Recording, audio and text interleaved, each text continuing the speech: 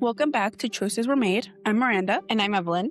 Last week, we were joined by my husband, Marco, an immigrant who shared his journey with alcohol and how he came to realize when it was time to stop. This week, we'll be talking about our journey through education and our careers. Yes. So there's actually a question that I forgot to ask you in the interview with Marco. I feel like we're in a time where we've become less tolerant to people and we're kind of more like, you don't fit the way that I want to live my life, or you don't fit the idea that I had as a partner. So I'm just going to move on. And so my question to you is, why did you stay with your husband throughout all his troubles with alcoholism and you being like a zero tolerant person with alcohol and all the things that you went through with him at such a young age? What do you think made you actually like stay and fight it out instead of just leaving and moving on? That's actually something that we didn't talk about in the episode, that we were really young. I was like 17 when we met, and my husband was 18 when we met. And I think it kind of goes to something that I talked about in my first episode, that he was kind of the first person to ever truly show me compassion and love. I thought that since he was the only person to show me that, maybe he'll be the only person to ever show me that. So I really wanted to make it work. And also, I feel like he genuinely wanted to change, and I could see that. I noticed it. And it's something that a lot of the times we don't give people the benefit of the doubt, and we're just kind of like, if they wanted to change, they would. Yeah. But I really did see in him that it was a struggle, and that he was really, really struggling to leave alcohol and change his life. And I kind of met him with the same compassion that he met me, because at that point, I was also, I'm even to now, I'm not a perfect person. And at that point, I was really, really struggling with not leaving for college, because at that point, it was the beginning of COVID when we started dating. And I was really struggling with that. And I was really trying to self-medicate and not feel the shame of not having that normal college experience and not moving away and having kind of all of my dreams be crushed in that moment. And he was with me during those really, really hard times. And he was also with me during the really hard times of me trying to being in a committed monogamous relationship. And that was really hard, because he showed me so much compassion during that time that I wasn't giving him the respect that he deserved. So it kind of showed me that both of us are such imperfect people that we can make each other better. And obviously, we're never going to be perfect. But for me in that moment, showing up for him with the same compassion that he showed for me defined our relationship. And it's the same compassion that we show to each other to this day. I had never recognized it before, but after filming that episode, I did recognize that it wasn't my job to change him, and it wasn't my place to make him change. But now I adopt that more in my life. And I do tell him, it's not my job to change you, and it's not my job to make you see your value and make you see who you can be in this world. But I have my bottom lines, and they're the same bottom lines I've had since we started dating. And I feel like now I look back at it and I really think, like, what was I doing being a 17-year-old kid trying to navigate someone else's life? It's just so interesting because on one side, you saw, like you said, the potential, you saw the person he could be, you saw him for what he was if he were to stop drinking, but you kind of took it upon yourself to try to help him through that. Like you said, at 17 years old, that is like so scary to think that you kind of had the world on your shoulders to try to get him to have a better life. Yeah. So it's like, it's difficult, right? Because like, there's only so much we can excuse with people's behavior. Yeah. But if I can kind of speculate a little bit, it's like he wasn't hurting you. Like he wasn't being emotionally abusive or physically abusive. Like it was more that he was self-abusing. Do you think that that's kind of the difference why you chose to stay with him?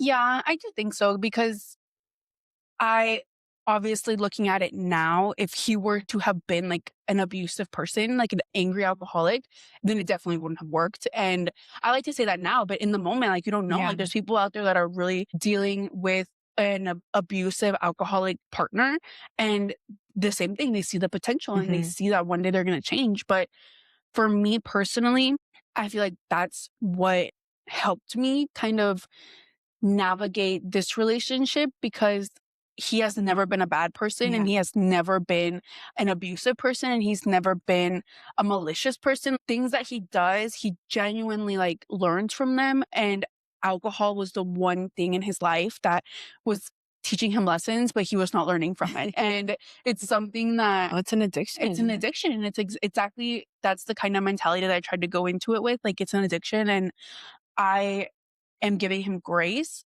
but also I'm sticking to my boundaries. And that's why we broke up twice in our relationship. We broke up twice because of his alcoholism. And it's something that was really, really hard to navigate. And it's something that I carried so much shame around, which is really interesting. And we didn't get into it in the episode, but I carried so much shame around Yeah. his alcoholism. And when we would break up and people would ask me, like, I'm no one to tell his story. Like, I'm not someone that has the authority to tell his story to other people. So I would just make up a reason of why we broke up. And that was really hard to navigate. And as a college student, because I was in college during that time, so I had so much on my plate already. And I really sometimes would think, like, what am I doing? I don't want to repeat a pattern, Yeah. because our mom helped our dad through some problems with alcohol. So I didn't want to repeat that pattern. And I felt myself kind of Yeah. going into the same pattern of, And it's interesting because in the short conversations I've had with my mom about my dad's alcoholism, it's like her point was the same. He's like, he's always been such an amazing, yeah. good, genuinely good person. But the alcohol, like, it was like something that overtook him. And I think Hmm. in the books I've read about addiction, it's like the addiction's bigger than love. The addiction's Yeah. bigger than everything. Yeah. And it's something that I told my husband once. I was kind of like at my wit's end with him. And I told him, if you don't love me enough to stop drinking, then we shouldn't be together. And hopefully one day you find someone that you'll love enough to stop drinking for. Yeah. And I told him that. And that was shortly before we broke up the second time. And I remember we broke up, and I just kind of kept living my life, because we had already broken up once. And I was like, I'm just going to keep living my life. And I was living a pretty good life, and I was pretty happy. And I obviously missed him so much. And from what he tells me, like, he really took that time to work on himself, and he did stop drinking. When I broke up with him, he started going to AA, and he started changing his life, and he started planning a future for himself, and really started to see what he wanted.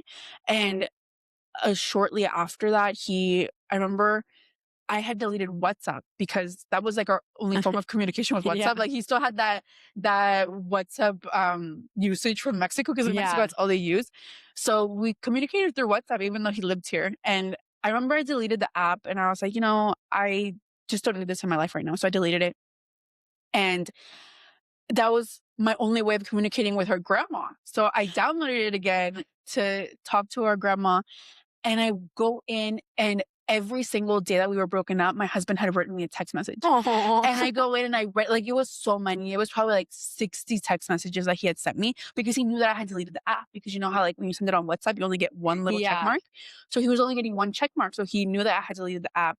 So I go in and I see all of the messages. And he had gotten into the habit of every day when he started his morning, he would send me a good morning text, because he would get up a lot earlier than me. And so I go into WhatsApp, and every single day was a good morning text and a good night text.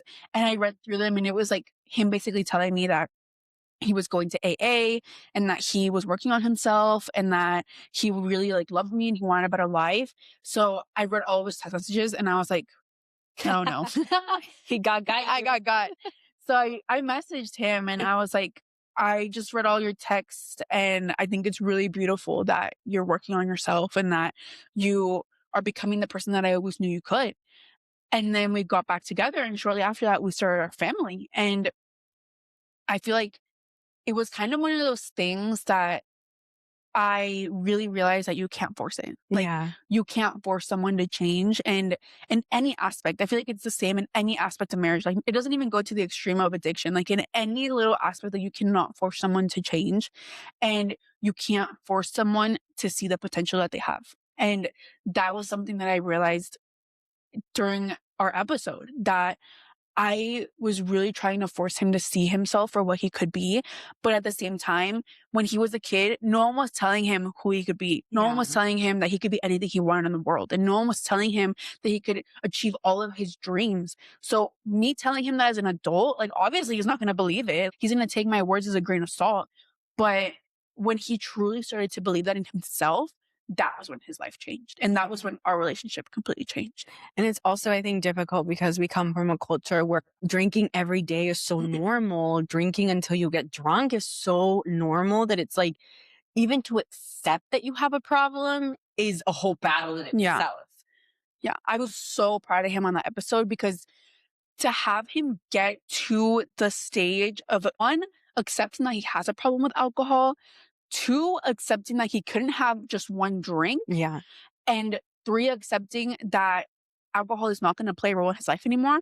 If you would have told him that 3 years ago, he would have never in his life Yeah. imagined he were to say those words. So in that episode, when he truly said, like, I have a problem with alcohol, that was a really, I think, a huge moment in his life because he truly never believed he had a problem. Yeah. Like, it's something that we didn't really get into in the episode, but he really, really did not ever believe that he had a problem. And he truly thought that he was a person that could have one drink and he could be fine. Yeah. But he realized that he couldn't. And I mean, at the beginning of his story, it kind of sounded like he was doing it more for you, like more to like stop drinking to be like on your good side. yeah. But then to like the evolution of looking back at himself and being like, no, I did have a problem with alcohol. Yeah. And it's something that we've talked a lot about. And at the beginning, like he talked about in his episode, it was a lot of lying, like a lot of lying and drinking behind my back and making me believe something that wasn't true about his drinking. And to see the growth from that to him now as having a zero alcohol house, like his birthday party was a zero alcohol birthday party, and having him be around triggers and not drink, like that is huge. Well, let's go a little bit back to the beginning of our story of how we got into our careers and how we decided that we wanted to go to college and start our careers. We're actually very proudly, there's four first gen daughters. All of us went to college. All of us graduated college. You're working on your master's. Our other sister's actually working on her doctorate. Something that I remember a lot from my childhood is my mom saying how it was her dream to put all her kids through college, and they achieved they did it. And my mom graduated from community college. Yes, she did. And with 4 kids. With 4 kids and a job. And they had a business and a job. Yeah, that's crazy. But I personally grew up with the idea of I just had to go to college. Like, it wasn't a suggestion. It was like a mandatory, like you have to go to college. And I remember I was never good at school. I always hated school. I was never good at reading. I think a lot of people who are first gens have the same experience, that we were constantly being tested for English language development. And I don't know if that happened to you in middle school and elementary school, but I was always tested for English language development. And I was constantly tested for English proficiency because my mom would put on our paperwork that we come from a bilingual household. So we would always be tested. And I remember taking those tests and I just felt so dumb because they were always reading tests. And I found out later on in my life that I'm dyslexic. So having those reading tests done to me, coming from a bilingual household, I was like, I don't know what I'm reading. It got to the point where I had to tell my mom, like, they're doing tests on me all day and I'm really tired of it. And my mom didn't know that they were doing tests on me. So my mom, being the mom she is, went down to the district and was like, why are you testing my daughter? And they were like, well, we test all kids that come from bilingual households to make sure that their English language proficiency is at a certain rate to pass the state testing. So my mom was like, okay, I don't want you to do any more tests on my daughter. They made her sign like a paper saying that they weren't going to test us anymore. And I remember after that, I was never tested again, but I was constantly had this feeling that I was dumb because I was forced to be tested and I obviously wouldn't pass because I was nervous and I was put in like the reading classes and remedial classes, and from a very young age kind of just labeled me as like a dumb kid, and that made me hate school. And I always hated school until like high school, and it was just going to have fun. And it was just a really, really negative experience that made me really turned off to the idea of school and the idea of college. And I remember telling my mom, like, I don't want to go to college. If college is going to be like this, I don't want to go to Yeah. school. And she would always just tell me, like, it's going to be different because you're going to be studying something that you want to study and you're going to be studying for your career. And right now, this is just school that you have to get through to get to like the fun school. And now, like, being in college, this is not fun school. Mother, this is not fun at all. But You got lied to. it's definitely different. And it's something that I've talked a lot with my friend because she was also tested a lot as a child. And she's also in college. And she says that that's kind of feeling of shame and stupidity has followed her. And it's the same with me. I feel like it's followed me all through my career in It's school. interesting because we come from a household where we spoke Spanish up until the age we went to school. Yeah. So we learned English when we started school. So we were already 4 or 5 years behind everybody else. And then when I was in elementary school, I actually went to a bilingual school until I was in first grade. And then in second grade, I moved to an all English school. So I totally identify with that. Just feeling like my whole life, like I'm so far behind everybody else on just basic English. Yeah. But I'm honestly grateful that they did it that way because I find that our Spanish speaking abilities is a lot higher than other people of our age and that have grown up here in the United States. And I'm super grateful that they did it that way. But in the moment, I'm grateful now. but in the moment, I really did think like I resent being bilingual because I don't understand either languages and I don't feel proficient in either language. And it's something that I think we carry to this day. Yeah, I did. Where we speak Spanish and we speak English, but we struggle with both. And it's something that I edit out in all of our episodes. But in every single episode, it's like, how do you say this in English? Or how do you say this in Spanish? Yeah. And it's something that I do all the time. And it used to cause me a lot of frustration. And now I just laugh it off. But it used to be really frustrating. Something we've talked about a lot is how we want to raise our kids. Mm-hmm. And we're both, I think, with the idea that we want them to know both languages. But as a parent, like it's so hard watching your kids struggle. And I understand why parents kind of veer off of, stopping to teach their kids how to speak Spanish because you grow up with all these barriers, like in school, with all these judgments, with all these like feelings of inadequacy because you don't really know either language. Like I speak in Spanish and the Spanish speakers correct me and I speak in English and the English speakers correct me. It's like, I can never get either right. And the feeling of like, I can never express myself in either language the way I want to express myself. I can't get what I'm feeling across. So for us, like doing this podcast, like, and having to set those boundaries with only speaking English or only speaking Spanish is so hard because I think our primary language is actually Spanglish, which it should be a language. It should be. And it's something that it's so funny when I was in high school, our cousin came to live with us and he had never heard Spanglish before. And in high school, I ran with like a Hispanic crowd. Like we were all Latinos and we all spoke Spanglish, every single one of us. And he didn't have any friends. So he would sit with me at lunch and we would be like a Spanglish battle. And he would be sitting there and he'd be like, what are you guys talking about? Like, I understand every third word. He's like, how do you guys do that? And I'm like, honestly, it's a skill. Yeah. Like, it's a skill because people do Spanish wrong sometimes. Like, you don't just change one word. Like, you alternate words and you like throw a little slang in there. Like, it's really hard. It's so wild because my husband started to notice because my husband really predominantly speaks Spanish. I speak both. And he started to notice that our oldest son would only speak to him in Spanish and would only speak to me in English. Like, my husband would try to speak to him in English and my son would respond in Spanish. And we have no idea. That's so funny. He just picked this up as a habit. And my kids are so scary smart. They're so smart. And that's where like the difficulty comes in. It's like, obviously I want them to speak both, but is it really worth kind of ruining a relationship because they feel like they can't talk to me?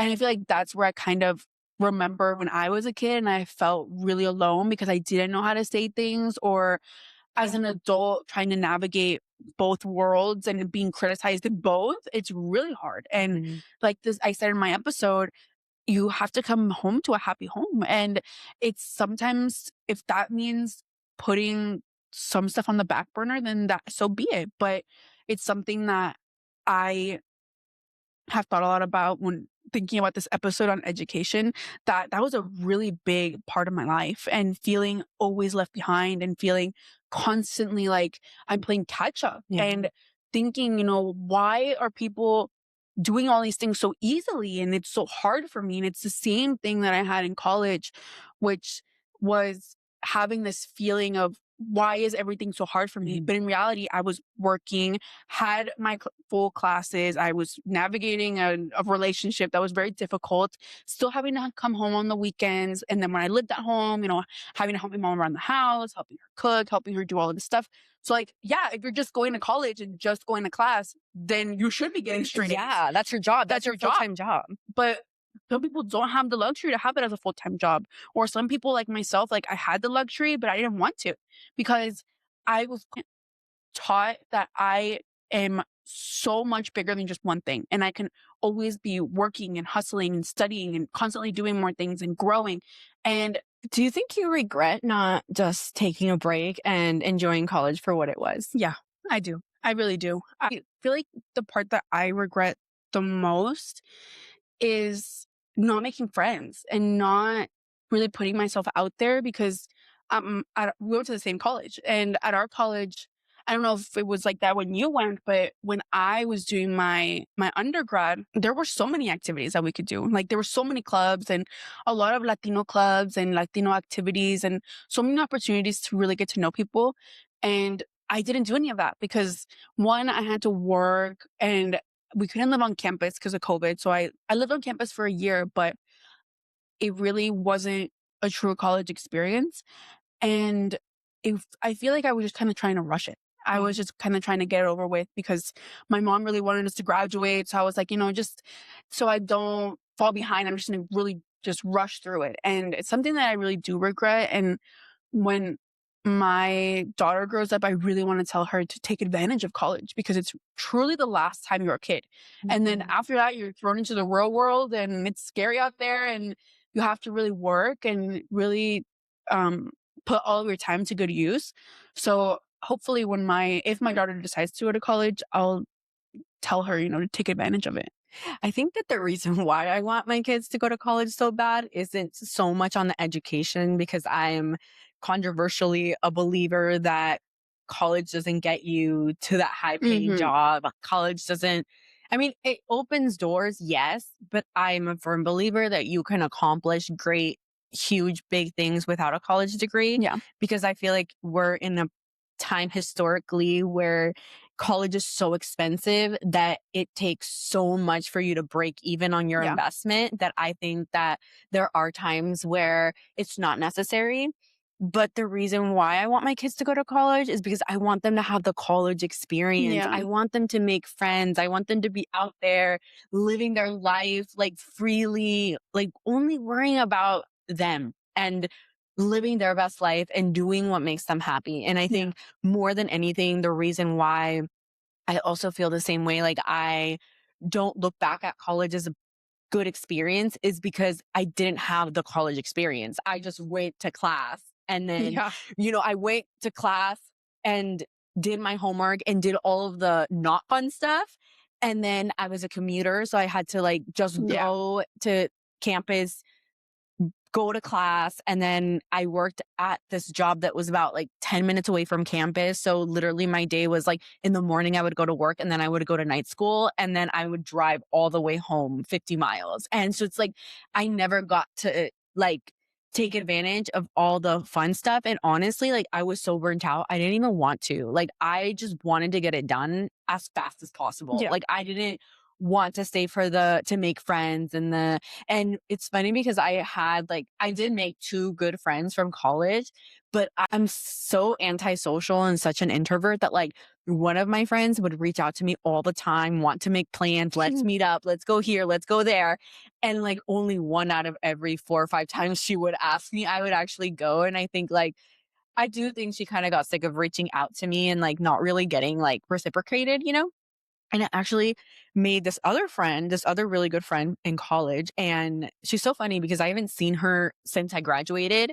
And we kept in touch a little bit after we graduated, but every year her birthday's the day after mine. And so Mhm. she would text me for my birthday and then I would text her for her birthday. And she actually reached out to me Aw. for my birthday. And she told me that she was like, "Oh, I would love to catch up." And I think in an old me, I would have been like, "Yeah, sure, one day." But I actually took it and ran. I was like, "Yeah, what day are you free? Let's set a date and a Aw. time and let's get it done, you know, instead of just leaving it for later." I'm like, my only one friend I have left from college, like I want to reconnect with that. Yeah. I I also made one really good friend in college, and it's so funny that you mentioned that because my one really good friend reached out to me yesterday, and I haven't talked to her in months, and she's actually the friend that I was supposed to go to Italy with, and we ended up not going at the same time. But it kind of just goes to show that maybe it's not the quantity, but it's the quality of Yeah. friends that you end up with because our oldest sister is the most social butterfly that exists in this world and just so many friends all over the world. And she really did get that college experience and she really did take advantage of her time in college. And I really envy that because it's something that is never going to come back. Like you can never live that again. And she ended up with so many amazing friends from it.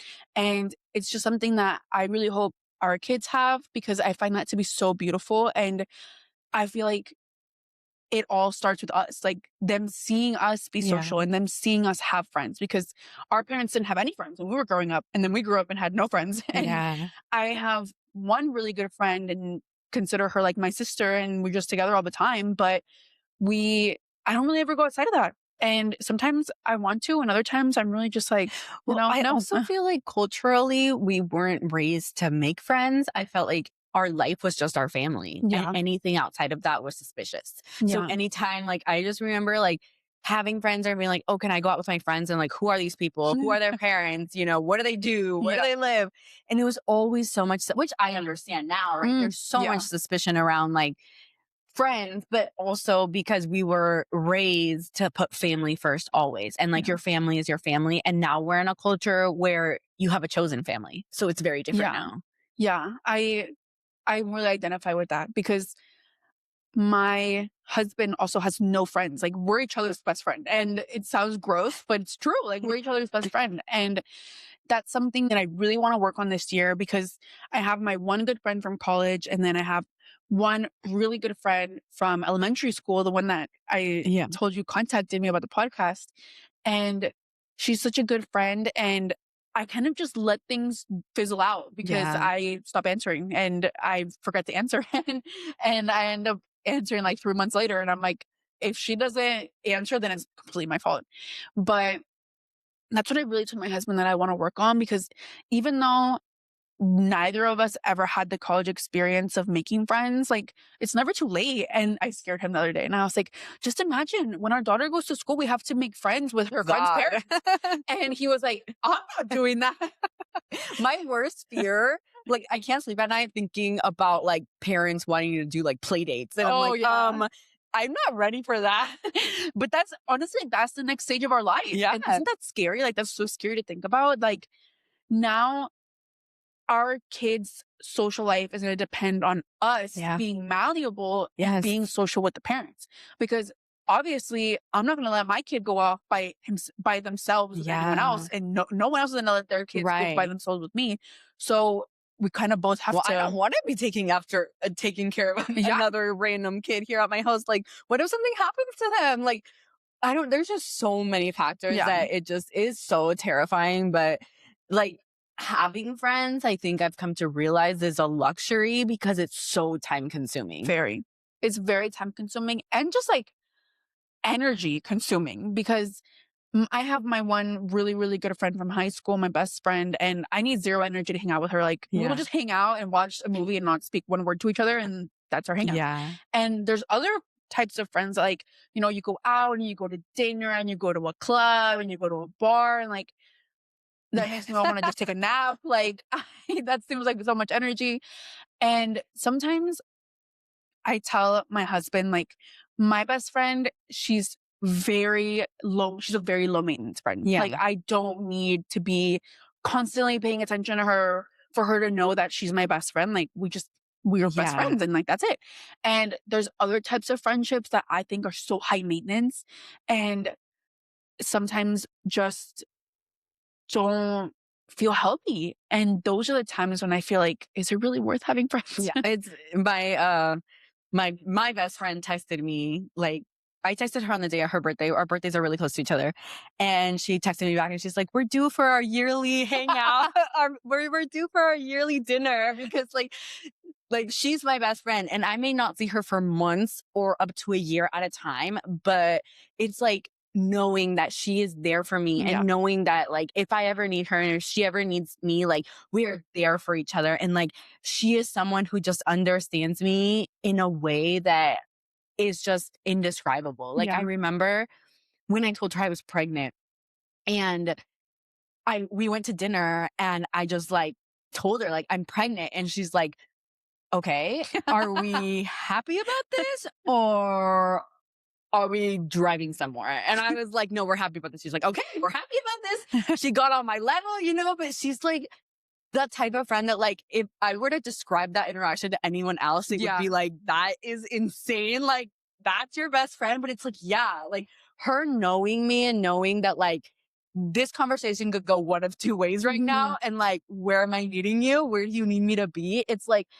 I remember just that every time, like, I don't feel so close to her. And I'm like, it doesn't matter where we are in our life or in the world. Like, she's my best friend and we just have a connection. And even though we may not see each other all the time, like, it's just unspoken. Yeah. That we just are each other's best friend and we are there. The second the second I text her, she replies to me, Yeah. She knows that, like, we're there for each other no matter what. Yeah. It's those low maintenance friendships that I think are worth so much more than any other kind of friendship. So you always had the idea that you were going to go to college. Like, that was a non-negotiable for you. Yes, that was always a non-negotiable, but I think I didn't truly know what college was until high school. Like, I always heard my mom mention that our sister was at college or that you were at college, but I never really understood what college was until I was in high school. And like I said, I was a really bad student and I didn't really focus on school until about my sophomore year. And before then, I just got taken away in like the social aspect of high school that I didn't really focus on academics. And then I started to realize like my only way out of this town is through college. Like, that's my only way of getting out of here. So I have to really start working at it. So I started taking like AP classes. My mom got me a tutor. My mom actually has always been the kind of parent that really takes academics seriously. And she always got us tutors. She put us in like in Kumon. Got us personal tutors, which is something that as a parent now, it must have been really expensive to get. And as obviously as a kid, I didn't appreciate it and I didn't really take it seriously. So in high school, when I started trying to really take my academics seriously, it was really hard. And I started taking AP classes and trying to catch up because I was really far behind. And in junior year is when they start telling you, like, what do you want to be when you grow up? And I was like, alive? I was like, I don't know. I don't know what I want to be when I grow up. And I, at that point, really kind of sat down and thought, what do I want to do? And that's when I started volunteering at an organization here in our area that focuses on Latino mental health and focuses on kind of just like running support groups and connecting people to services in the area. And I started volunteering, and I feel like that was kind of the start of my career because I didn't know I wanted to go into the mental health field at that point. I wanted to be a lawyer. Yeah. And I wanted to be a lawyer because I was working with so many immigrants and they would tell us so many sad stories about lawyers taking their money and not helping them with their case. And I really thought I want to make that change. So I really wanted to be a lawyer and I wanted to be an immigration lawyer. And I was very inspired and I thought, okay, first step is to get my academics in order. So I started, getting straight A's in school. I really leaned back in the social aspect and focused on school. And it paid off. I got into college, but I didn't get into my dream college. I really wanted to go to San Diego and I didn't get in because it was a really competitive school and I didn't really take my academics all that seriously. I ended up going to St. Mary's College and I was honestly really disheartened because it was so close to home that I really wanted to move away, but you had gone there. So I was like, it was good enough for her. It's good enough for me. And I went and honestly, looking back at it now, I don't regret it. Did you only apply to those two schools? I applied to St. Mary's, San Diego, and San Francisco. And I got Okay. into San Francisco and St. Mary's, but I didn't want Yeah. to go to San Francisco. So I decided to go to St. Mary's. So I graduated high school 2020. I started my first year of college in 2020 and I ended up moving away to college, which was such a waste of money because we couldn't do anything anyway. Yeah. But I really wanted to move out. And I told my dad, I really want to try doing this on my own and I really want to move away. And he said, like, I support you. So they moved me into my college dorm and obviously it came with the restriction of you have to come home on the weekend. So Yeah. I went home every weekend. But I mean, they wouldn't let us do anything. Like we were under strict COVID rules. Like we had to get together in secret and we had to get together in the woods where Peace Safe couldn't find us. So And they literally in the woods, so there would be like deer and random animals. and wild hogs. We saw a wild hog like in the roaming wilderness. around. And so we had to get together in the middle of the woods because it was COVID year. And that year was just so fun. Like we were just trying to navigate life during COVID. And after my first year, our college kind of started alleviating some of the COVID rules. So it kind of started becoming a little bit more normal. And that's when I moved home. And I moved home and I started my job at a law firm. And I was kind of just like navigating big girl life at 19. And I started working at the law firm and I was working with an immigration attorney and I really thought I made it. I was like, this is my moment. Like, this is when everything is going to align and I'm going to find my dream job and I'm going to, take this time to work with this attorney and learn everything that I can. And I'm really going to make it. And about 2-3 months into the job, I was miserable. It was a horrible job. I really disliked my time there and I became really good friends with one of the girls that worked there and we're like trauma bonded for life. And she messaged me recently and told me to share my story of working with that attorney. And I was really disheartened because it was my dream to be an attorney and seeing the real life of a lawyer, I really saw that it's just a bunch of money grab. Like you're taking on the cases that bring you the most amount of money and it's not really about helping people.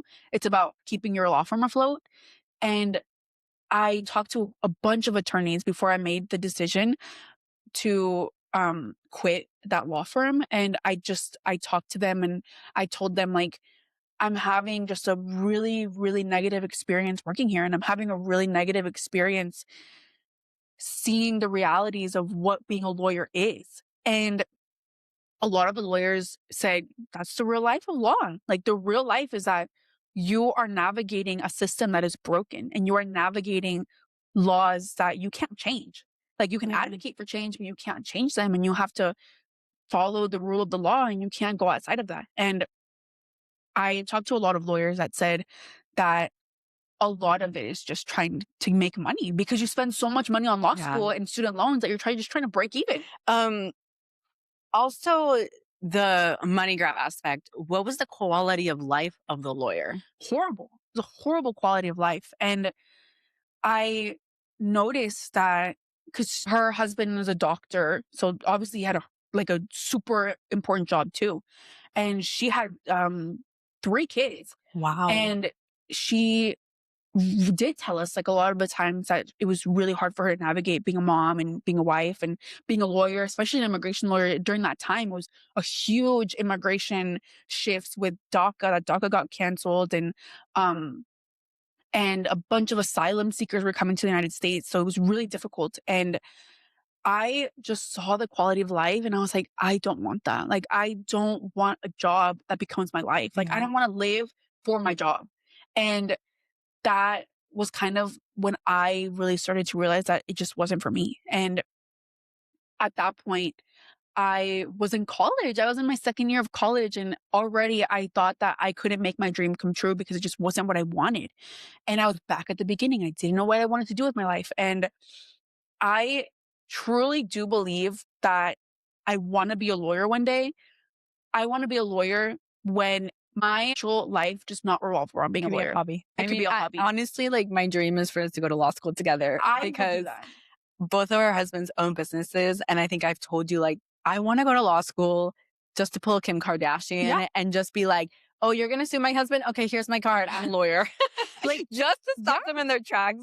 And honestly, that's what I envision for my future. Like, I want to be a 40-year-old in law school, become a lawyer as a hobby. Once Like, our kids are out of the yeah, house and we're just chilling. exactly. Like, what's your hobby? I'm a lawyer. That's my hobby. And that's something that it was really hard for me to get there and decide that as a career right now, I don't want to be a lawyer because it's just going to make me hate my work. And that was obviously very disheartening for me in that moment. So, on top of just a bad work environment, a very toxic work environment, I was also navigating dealing with finding a new career, and I ended up quitting. I lasted around 2 years working there, Wow. and it broke my spirit, broke my life. I was in shambles after leaving there. How was that breaking the news to like our parents that you didn't want to be like, because they already knew that you Yeah. wanted to be a lawyer. And I think they were kind of on the same track with you, like, oh, she's already made it because she already works with a Yeah. lawyer. She's getting experience. Like, this is her path. And like, what was the feeling there having to tell them, like, no, this isn't what I want? I remember when I was working for that attorney, my mom would tell people that I was a lawyer. And Yes, my mom tells people that I'm a CPA. I am not. and mom tells people that I'm a lawyer and I am not. And that was so funny to me. Like, anytime someone would have an immigration question, she'd be like, "Oh, my daughter's a lawyer." And me being 19, I'm like, I filed paperwork. I'm not a lawyer. And that was so funny to me. But I remember when I first told my mom and dad that I didn't want to be a lawyer, I remember my dad, more than anything, said, "You have to find something that's going to make you truly happy." And going into that conversation, I was very scared. I was scared that they were going to be very disappointed. But my dad told me that at the end of the day, I have to find something that's going to make me happy, because if it doesn't make me happy, I'm not going to do it to my full potential. And that really stuck with me. And my mom, I know that she was really sad that I changed career paths, and she was very, Because you were already a lawyer at this because I point. was already a lawyer. I mean, I was leaving my law firm. In her head, you were already a lawyer. I was leaving Garcia and Yeah. Law. Like, I was leaving her dreams behind. And I just remember they were very compassionate and very much, you have to find what's going to make you happy. And then at that moment, I was like, well, what makes me happy? I was like, I don't know what makes me happy. Yeah. And for a long time after that, I didn't want to get a job because I was like traumatized by this horrible boss. And I'm like, what if I get another job and they treat me the same way? And I was really scared to go back into the workforce. And I applied to some other law firms after that. I was like, what if it was just this lawyer? And let me apply to other law firms. And I applied to like 2 or 3 jobs and I got some interviews. And I remember at one of the jobs, the interview agent was like, well, I want to make sure that you know exactly what it's like to work with a lawyer. And I was like, I mean, I worked with a very persistent lawyer, so I know the background. And she's like, but I just want to make sure that you know that sometimes lawyers are very cold. They sometimes will make you feel really bad and make you feel like dumb. It will make you like belittle you. And I'm like, I don't think I want this job anymore. I was like, I'm gonna head out. And I told her, actually, I don't think I'm going to continue with this job opportunity because I know what I want and I don't want a life like this. And that was kind of the last nail in my coffin that I put that to rest. And I was back at square one and I was like, I don't know what I want to do with my life. And it's funny now looking back at my life because I feel like the signs were there, because during the entire time that I was working with the attorney, I was still volunteering for the mental health clinic. And the mental health professional referred me to this attorney. So it was a referral. Yeah. Wow. Okay. And so I feel like looking back on it now, all the signs were there of going into the mental health field. Yeah. But at that point, and especially in our culture, mental health is not a thing. Yeah.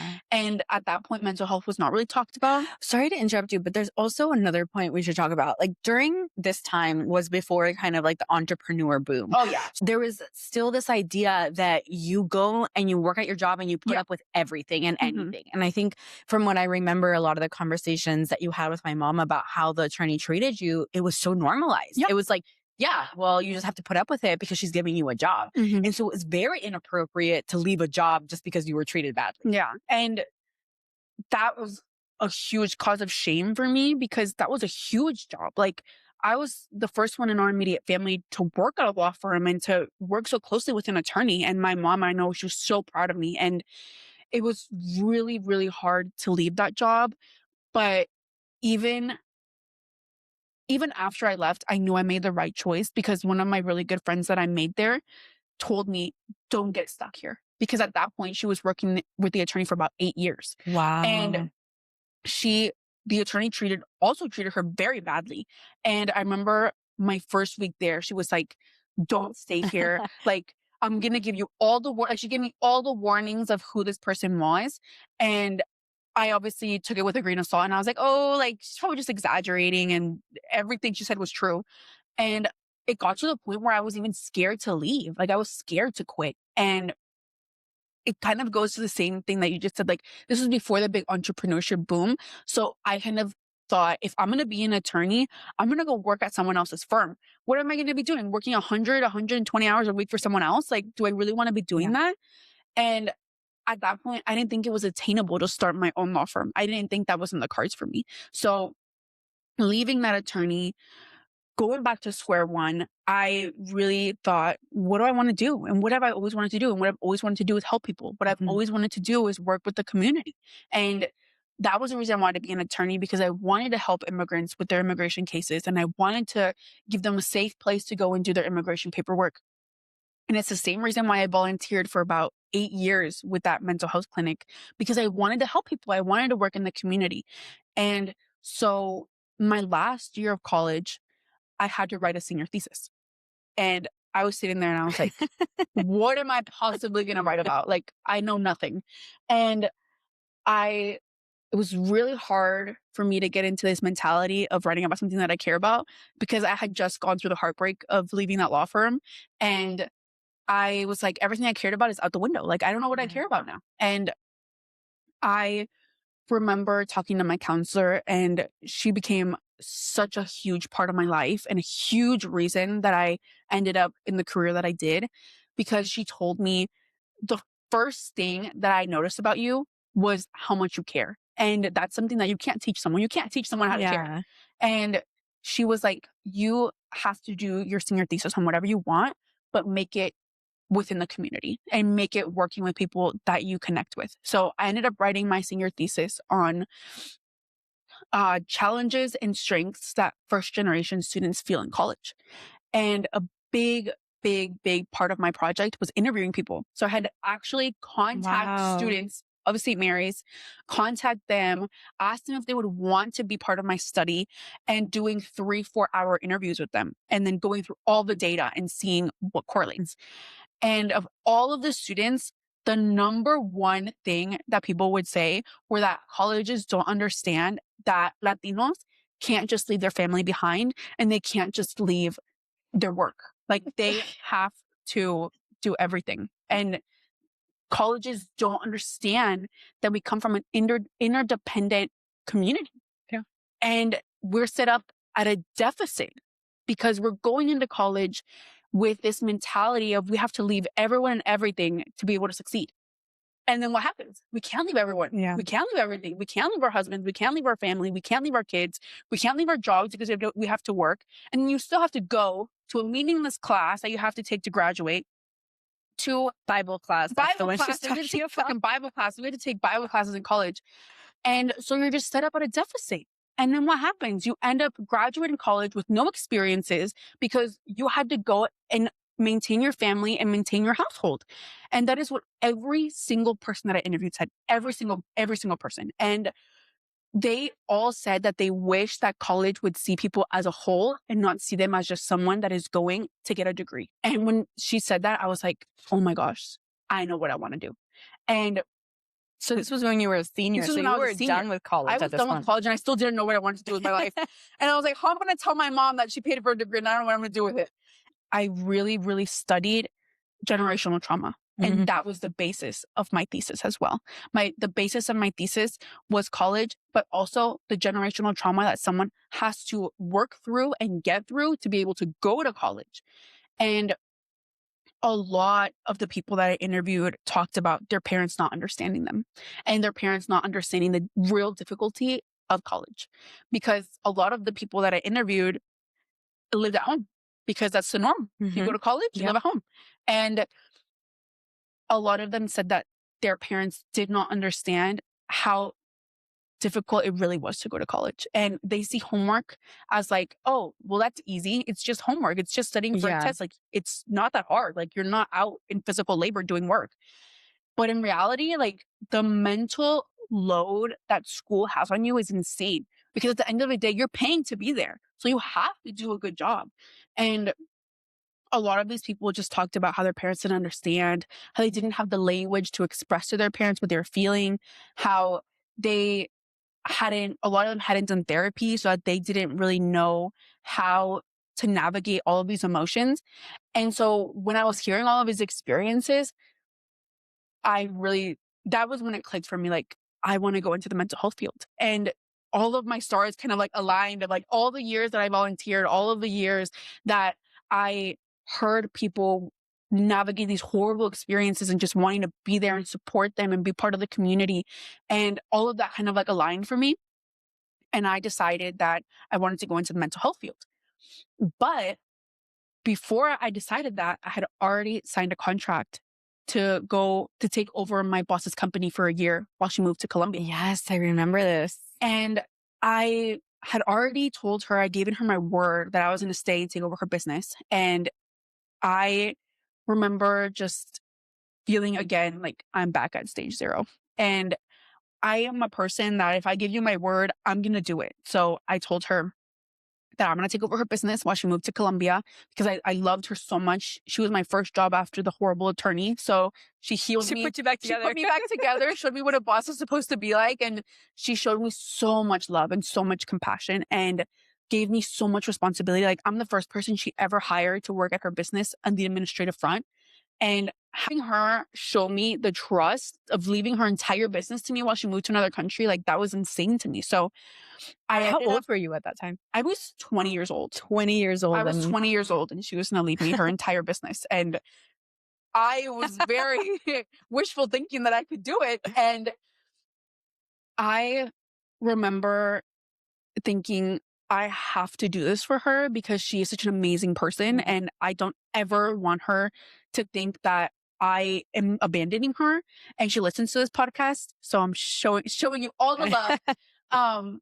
But more than anything, I respected so much what she was doing, a Latina owning a business and starting it from scratch, a first generation immigrant. It was insane to me. So I ended up not applying to a master's program. And then a couple months before I was going to graduate, she told me that she wasn't going to Colombia anymore. So I was kind of in this limbo of, okay, it's too late to apply to grad school, but I don't know what else to do with my life.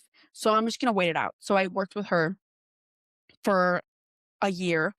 And in that year, I found out that I was pregnant. Wow. So I was once again, I'm back to 0. And what am I going to do with my life now? And I remember I first told you that I was pregnant. Yes. And then I told my husband, and she was actually the third person I told.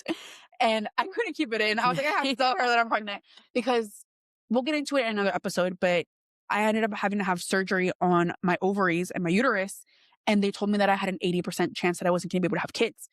And I remember bedside manners from these doctors, by the way. Like, we're sitting there, they're telling her they might have to take both of her ovaries. Like, You were 20 I was years old 20 at the years old. time. Yeah. Like, my mom was out of the country. And I had gone because my IUD implant had moved. And then that turned into maybe having to be sterilized and not Yeah. being able to have kids. And but we'll get into that in another Yeah. episode. It's wild. But my boss at that point knew all of the fertility things that I was going through. And then I told her that I was pregnant. And she was just overjoyed that I was pregnant. And at that point I wasn't very happy about it. But she really made me see that it was a blessing. Obviously, I would have chosen to have her later in life, but it was a blessing and it really made me focus on what I want to do with my Mhm. life. And at that point, I remember I told her, like, I really don't know what to do. I don't know what to do with my life. And I value you so much and I value your business so much that I need advice. So I told her, like, I need you to give me some advice on what to do with my life. And she said the exact same thing to me that my counselor said, that I care and that I have to put all of the things that I care about into action. And that was when I decided, you know what? I don't care if I'm having a kid. I'm going to grad school. I applied to the St. Mary's Marriage and Family Therapy program. I had my interview when I was 9 months pregnant, about to pop. Oh my god. And I had my grad school interview. I remember I was sitting in that interview. I was so hot because I was 9 months pregnant and I was sweating up a storm and they were asking me all these questions. I had pregnancy brain. I couldn't answer anything correctly. I got out of the interview and I was like, I totally bombed. I was like, I'm not getting into this program. And thankfully we had to write essays to get to apply to the program. So I really threw my all into those essays and I really wanted to get across how much I care about people and how much I want to be there for people. And I ended up getting in and I started my master's program when my daughter was 2 months old, and commuting an hour and a half there and back to school. Doing night classes, I would go to school from like 4 to 10 p.m., 3 days a week. And it was hard. It was so hard. I remember I would be in bed at like 6 a.m. The baby was crying. I had to do homework and I was taking care of her all day while doing homework, while writing essays, and while doing my weight loss journey. That's when I started Mhm. my diet. And I really, really thought, like, I'm not going to be able to do this. And then I really started connecting with the material and reading about trauma. And I feel like thing that really made me realize that I was in the right field was when I read about epigenetics and how trauma is Mhm. transmitted through DNA So interesting. and how you can make change even against all the odds. Like anything that's against you, like you can make change for your kids. And that was when I realized, like, I'm in the correct field. Like this is exactly what I want to do. And this is exactly what I want to be. And I want to be that person that so many people that I interviewed for my thesis didn't have, and show them that you, despite all odds, can become the person that you want to be. And so that's me right now. I'm in my master's program, and in August, I start my practicum. I'm actually going to start having Wow, that's therapy so sessions soon. with people, giving therapy sessions. I'm so scared, but I'm graduating next year, next May, and then I'm going to start working.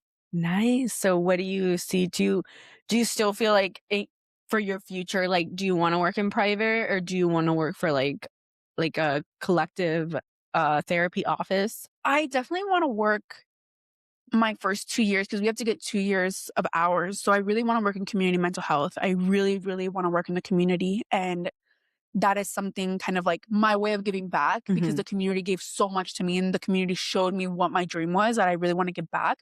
So I do want to do 2 years in community mental health. And then I would like to do private practice because I follow some girls on Instagram, some Latinas that do private practice, and they offer like scaled rates. So people show you, like, for example, like a pay stub, and you charge them like something that's reasonable for what they're making a month. Mhm. And so it makes therapy so much more accessible to people. And it kind of goes to the same thing of entrepreneurship where you can make your own rules. Yeah. And I'm thankful enough and grateful enough that my husband has a very successful business that I'm able to have the leniency to, if I want to open my own private practice, I can do so and charge however Whatever you much want. I want, however little I want, so people can have therapy sessions. Because at the end of the day, I really think that mental health is for everyone. therapy is for everyone, and everyone should have accessible therapy. And anyone that wants to should have the ability to learn about breaking generational trauma. And that is what I want the basis of my career to be. Yeah, because I think that there was a time in life where therapy was just for the wealthy. It Mhm. was just for the people who had money because it's really expensive. And something that I listened to when I listened to that podcast that you listened to about That Latinas talking uh-huh. therapy, they are therapists. And something that is very difficult to navigate is that, like, the price and people paying. And because sometimes, like, I remember when I first started therapy, I interviewed with a couple of therapists and they wanted me to go in weekly. And at the time, like, I didn't have the means to be able to pay a Mhm. therapist to go weekly. Like, that is a huge expense. And I feel very fortunate that the life of mental health has changed. And right now, for anyone listening, you should reach out to your healthcare provider if you have health insurance, because there are some therapists that accept healthcare insurance Mhm. and you could pay as little as $0 to go to therapy with your own therapist that you want to go to. So that's definitely something to look into. Yeah, but it was definitely a long road to get where I am now.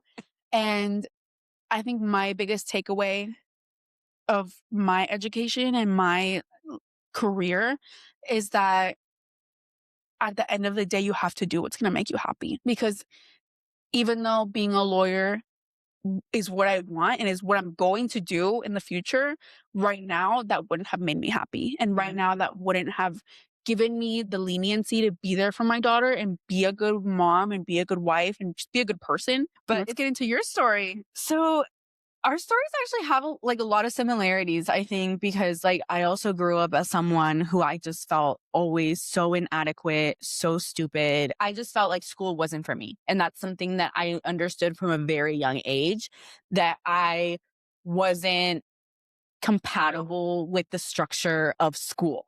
Right. And so I think that my dad growing up, also with the feeling of he was never good at school, he was very compassionate towards me. And I feel like my mom was more like, well, if you just put in more effort, if you just Mhm. try a little harder. And my dad was very compassionate in the sense of like, well, I was never good at school. So like she probably got that from me, you know? Mhm. So my dad Yeah. was always super compassionate Well, you've towards me. always been the favorite. Allegedly. Ah. But I just always grew up feeling extremely inadequate. Like I was just so dumb. And so going to school was just the worst thing that I could possibly imagine in my life, Mhm. because it didn't come easy to me. And I had to work 50 times harder to get a C. Like it was just so much work for me. So for me, working was always like my outlet. And so being able to like have my first job at like 15 and a half was kind of like my outlet. But then also like I had to keep my grades up, because when you're in high school, you have to have like a work permit. And so you can't Yeah. work if you have bad grades.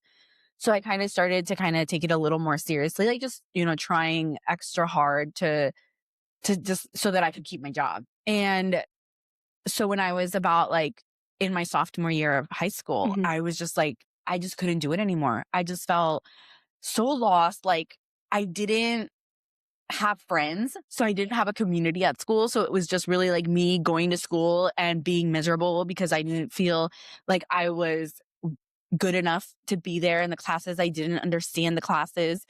I didn't have a community with friends. And so I just felt like, what am I doing here? And so I always remember like spending every summer in Mexico and Mhm. feeling like there was just, you just live a different life. And to like Marco's episode, like you have so much community in Mexico. Like Yeah. you're like, there's people all around you. You're never alone. Like my aunt, my mom's sister lived in Mexico at the time. So she would like take us in for the summer and we would live with her. And she was always so fun, and she would take us to parties, and she would just like be super fun and show us like the happy part of life, right? Because here in America, it's like all grind. Like you're working, you're going to school, you're doing all these things. And in Mexico, the life is so different.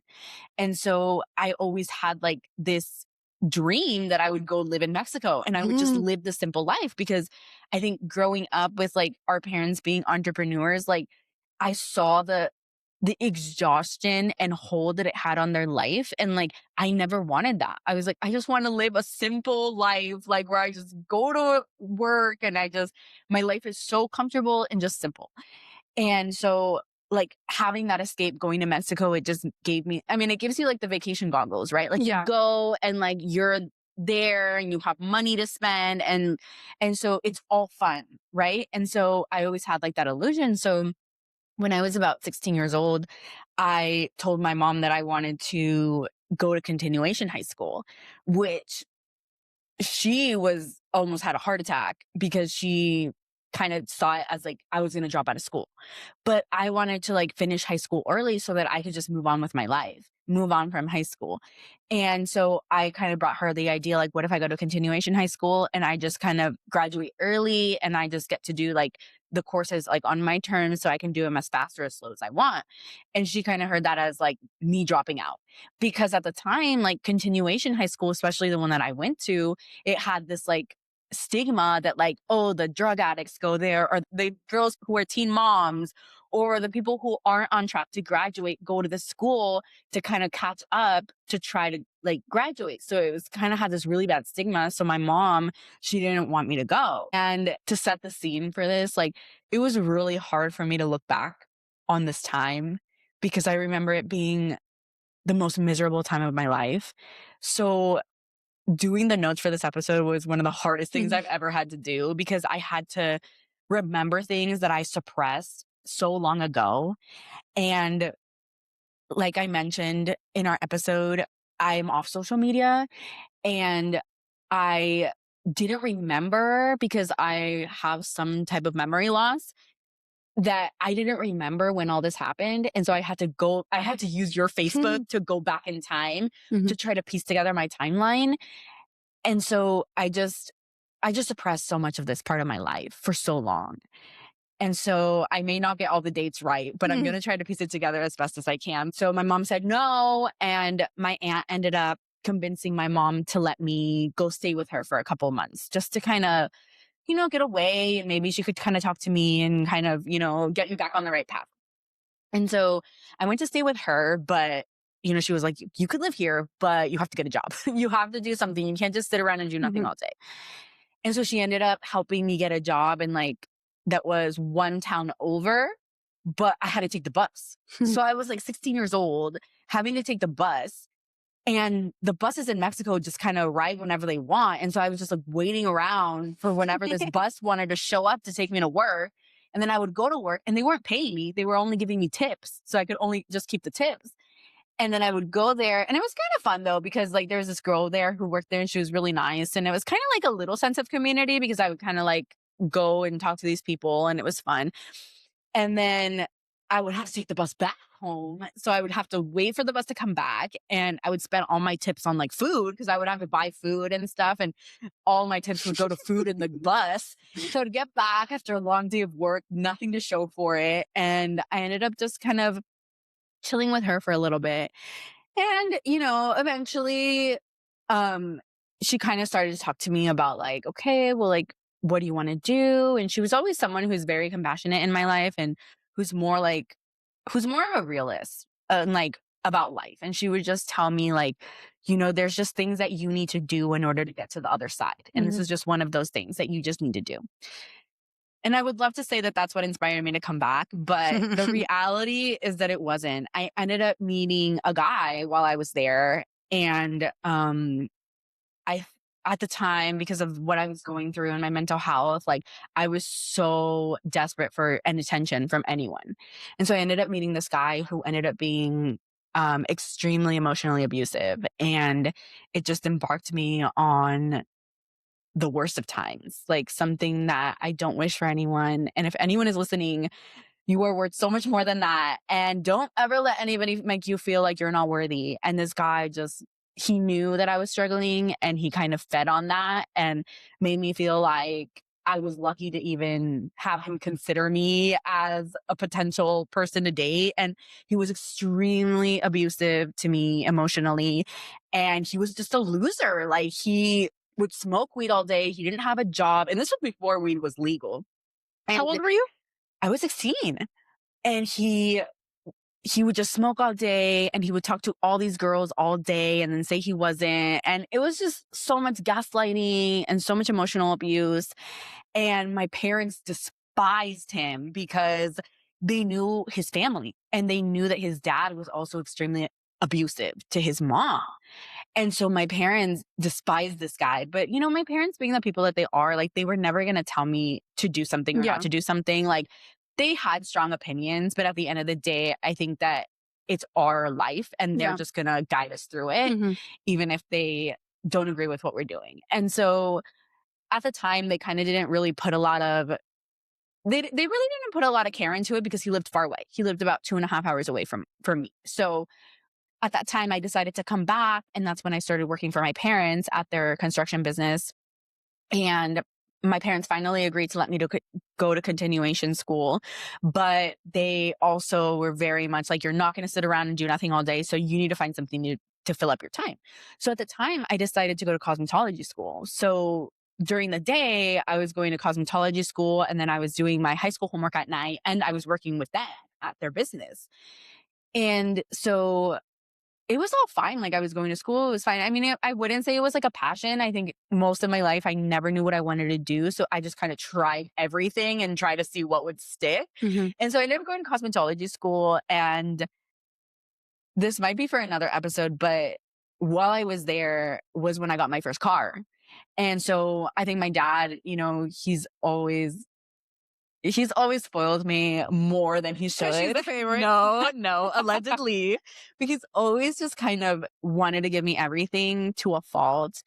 And at the time, he bought me my first car. And so because I was going to school and I was going to high school and I was working and I was doing all these things. So like he wanted me to have a way to get around to do all these things because he thought I was just being responsible and doing like everything that I needed to do. But I made the terrible mistake of taking advantage of that. And so like some days when I was in school at cosmetology school, because I think like our days were about like 6 to 8 hours. And so I would say I was going to school, but I would actually go visit my boyfriend at his house, like 2.5 hours away. And I would like drive there as a 16-year-old, like driving 2.5 hours away to go see this loser guy that wasn't even worth my time. And one of the days I ended up getting pulled over and I got pulled over for driving over 100 miles an hour. And I just thought my Isn't life, that like, illegal? yes, it's a felony. So Oh, I Lord. was like terrified, right? Because I was 16 years old, driving to go see my boyfriend that my parents hated when I was supposed to be in school. And I just remember getting pulled over and feeling like my life is over. And like the officer, he put down on the ticket a misdemeanor instead of a felony. And that just in itself probably changed the trajectory in my life. But I remember that day having to come home and tell my mom, like, You weren't arrested?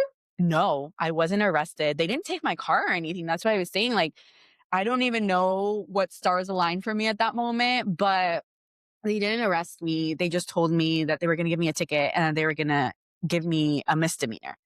And so I remember having to come home that day and having to tell my mom, like, what had happened and just like her, like, disbelief, just like, what even am I supposed to do with this information? And all she told me was, well, you're going to have to tell your dad yourself because I'm not going to tell him. Oh, my And Lord. I remember this like it was yesterday. It was our happy house. We were sitting at the front porch.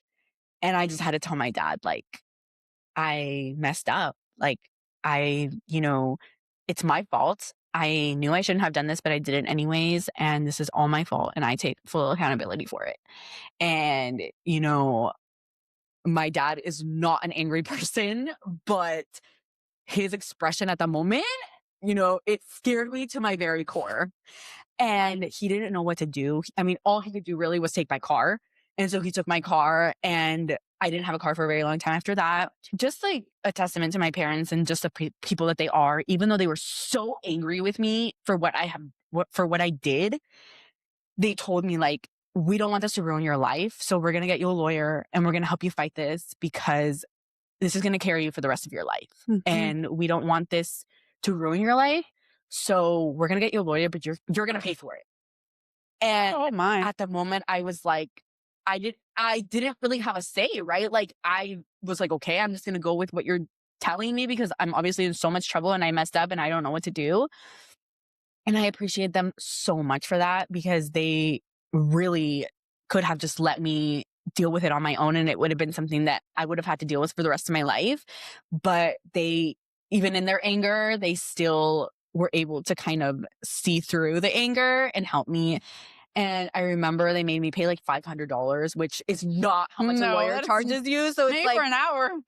they obviously paid for it and then just made me pay for like a portion of it. But anyways, at that moment, I was just kind of lost. I was like, I don't have a car.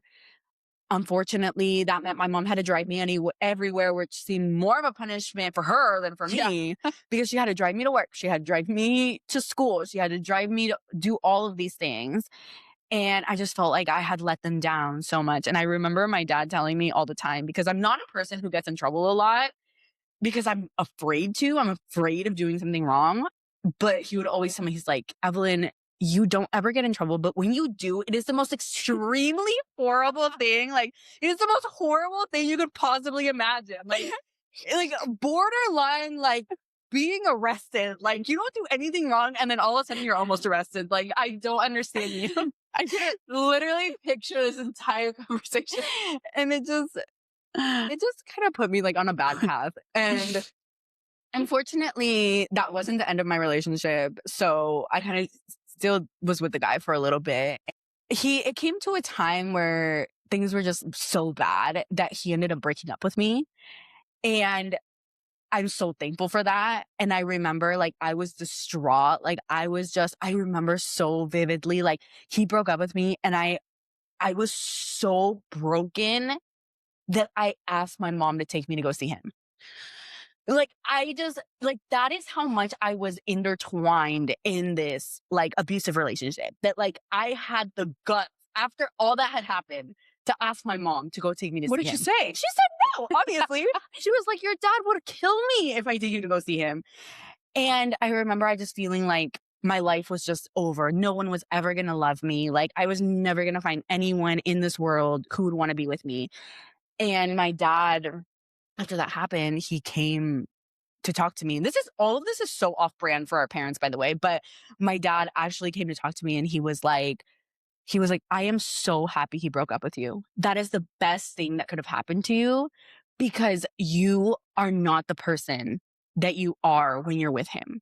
And I hope that you can move on from this and start recovering yourself. And for my dad to say that to me, like, that is like, I can't even believe it Yeah. saying it because that is just not who he is. He never meddles in our life. And so for him to like tell me that, it was really like a wake up moment for me. And I just really started to just try to get my stuff together again. And shortly after that, I graduated from high school and then I graduated early. So I graduated like in September and like our graduation wasn't until May.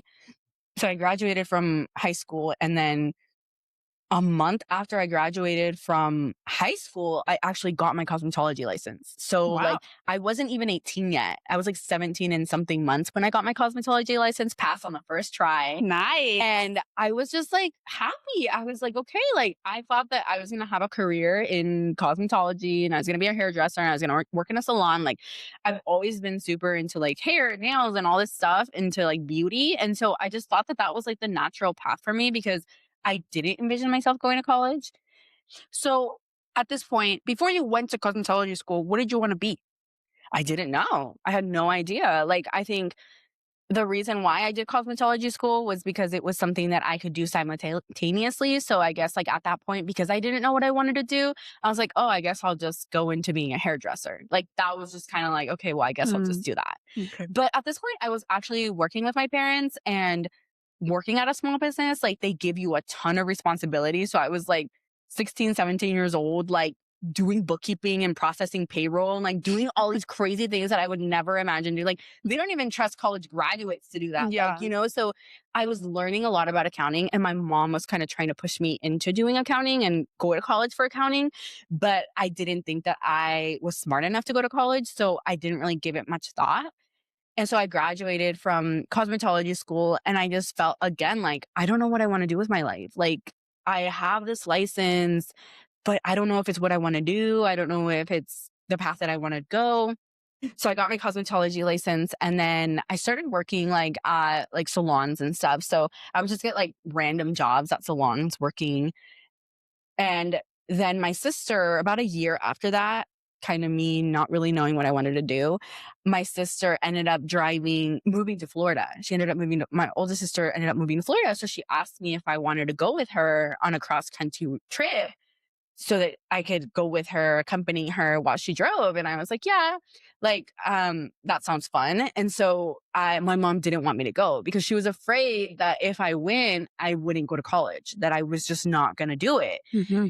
And so my sister, told her like, no, it's okay. Like, let's just go see like what it is. And if worst comes to worst, she could just like, if she wants to stay, she could enroll in college there, or like she could do like So you were online going to stay classes. in Florida. I mean, yeah, like I went not with the intention of staying, but kind of with the intention of being like, we'll see what happens. Like maybe I'll come back, maybe I won't come back. Like, I don't know. I Mm-hmm. have no idea what's going to happen. And so I just went, just not really knowing what I was going to do with my life. And I ended up, I was there for a couple weeks, but I was just home all day doing nothing, being alone. Like she would go to work and I would just be alone doing nothing. And I was like, yeah, this is also not the vibe. Like, I need to get my life together. Like I need to do something because this is not working. And I'm not going to do anything with my life if I don't start like setting goals and figuring out Mm-hmm. a path. I was just so lost. Like I wanted to do everything and nothing at the same time. And so then I ended up coming back to California. And that's when I kind of started to get serious. And I was like, okay, I'm going to enroll in community college and just kind of see where my path takes me. And so at that time, I was working for my parents and I was going to community college. And I'm really grateful for that experience. I think that community college is an amazing tool for anyone who doesn't know what they want to do with their life because it's relatively inexpensive. And although it took me about 3 years to transfer, it took me longer because I wasn't really taking it seriously at the beginning. But once I was there, I kind of built a little bit of a community because I started taking accounting classes, and the accounting students were kind of like in the same like path, I think, and some of us had experience, some of us didn't have experience. And I had a lot of experience because at that point I had been working since I was 16 with my parents, and I was using like QuickBooks, which is an accounting software. I was processing payroll. My mom was the bookkeeper. And so she was teaching me a lot. And so there was so much that I knew that I always took for granted for kind of. And so I started taking accounting classes and I was like, okay, like this isn't that bad. I think I could do this. But it was never like a passion. It was never like, oh, I'm passionate about this. Mm-hmm. It was just something that like my mom framed it to me as like, it's a steady job. It's something that's reliable. You'll always have work. Like, it's not super exhausting. Like it's pretty light. You can make good money, all that stuff. So I was like, I guess like I don't really have a passion. So I guess that'll do. Mm-hmm. And so I started taking these accounting classes and I started to connect with the other students, and I started to hear them talk about transferring because at this point I had no idea what I was even going to do, where I was going to go, like what classes I need. I knew nothing. And so for the first year, I was just taking these classes, not knowing if they were transferable, not knowing if they were even going to help me in life. But like you said, sometimes the stars just align in the end. And I took all this. So it took me like 3 years to grad. So I took way more classes than I needed to. And all the other students would talk about how like most of their path was to end up at a CPA firm. And I didn't even know what that was, like public accounting. And I was like, okay, well, I was just basically copying what everyone else was doing because I had no idea what to do. And they talked a lot about how St. Mary's had one of the best accounting programs in the area. So I was like, okay, I guess I'll go there. It was like, I had no idea. So I was just kind of like going along with it.